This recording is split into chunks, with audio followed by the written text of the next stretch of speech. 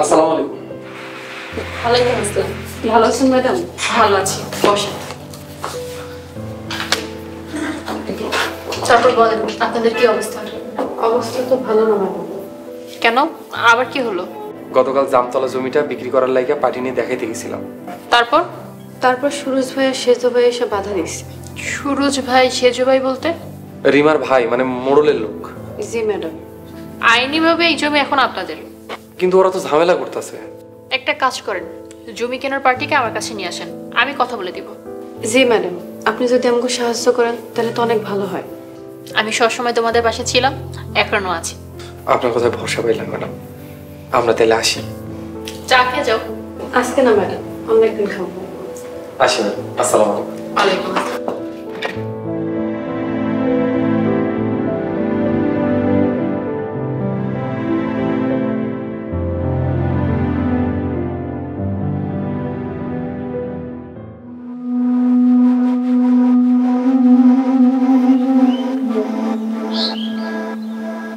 শুনলাম বড় ভাইজান নাকি বাড়ি থেকে গেছে গা?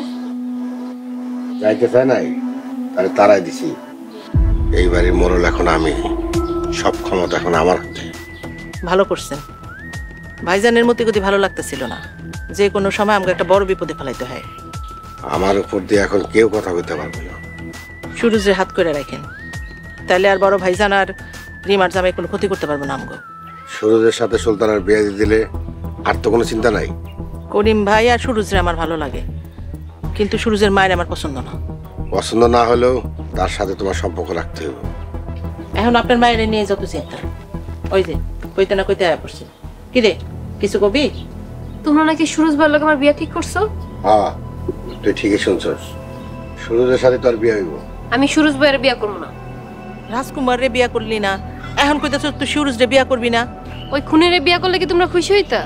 সুরজ তো আর খুনি না। হ্যাঁ, সুরজ আমাকে ঘরের পোলা, তোর সাথেই সুরজের বিয়ে হইব। আমি মরে গেলেও সুরজ ভাইয়ের বিয়ে করবো না। আরে কি করতেছেন আপনি?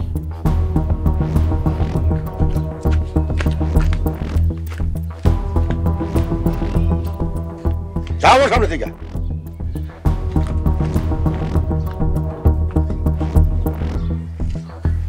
বাড়ির সবগুলো জানি কেমন হয়ে গেছে, আমার আর সহ্য হইতেছে না।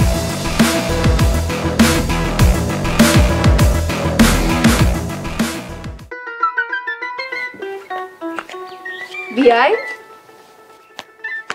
কই দিতেছেন? বিয়াই বাড়িতে চলে যেতেছি। কম হাসিল হলো না মনে হয়। এই সেরি এত কথা কসকে? আপনি আমারে জারি মারেন কে? যার উপর রাগ হের উপরে জারি মারেন। আমার বোনটারে মোরল বাড়ি থেকে অপমান করে তারাই দিতেছে। ভাবি, তোমার বোনটা কে তারাই দিতেছে? কি আর তারাইব, মোরল বাড়ির ভিতরে তো সাতজনে ওই একটাই আছে।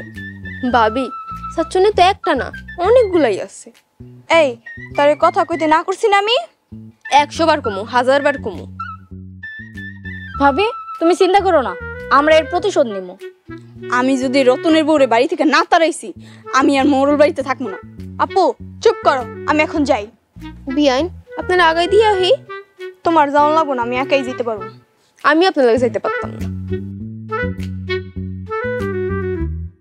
ভাবি তুমি রতনের বউয়ের লগে ঝগড়া করো, আমি আসি। আমি এখনই ছোট আম্মারে গিয়া কইতেছি। এই সিরি তোর সমস্যা কি? ছোট আম্মারে যে কইতেছ, ছোট আম্মারে কি কবি? আপনি ছোট বাপের লগে ঝগড়া করবেন আর আমি ছোট আম্মারে কমু না? থাক, মন খারাপ করো না মেজো ভাবি।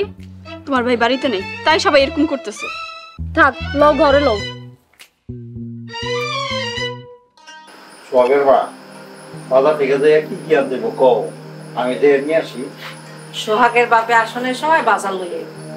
তোমরা হইল মেহমান, তোমরা বাজার করবা কেন? তারপরও কতদিন আর মেহমান হয়ে থাকবো?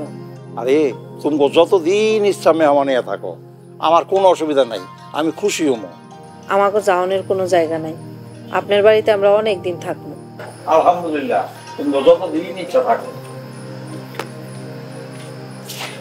ওই তো সোহাগের বউ মায়ে করছে। আমার এই যে ব্যাগে বাজার আছে, যাও রান্না করো।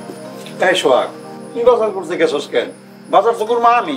কাকা, আপনি বিপদে আমাকে পাশে দাঁড়াইছেন, এটাই তো আমার কাছে অনেক কিছু।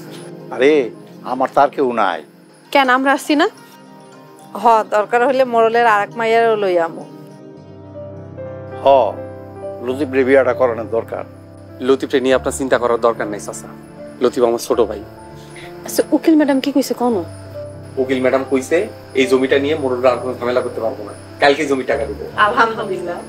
এটা তো খুবই খুশির খবর। জমির টাকাটা পাইলে আব্বার রিক্সা চালাবে। আচ্ছা লতিফ কই গেছে?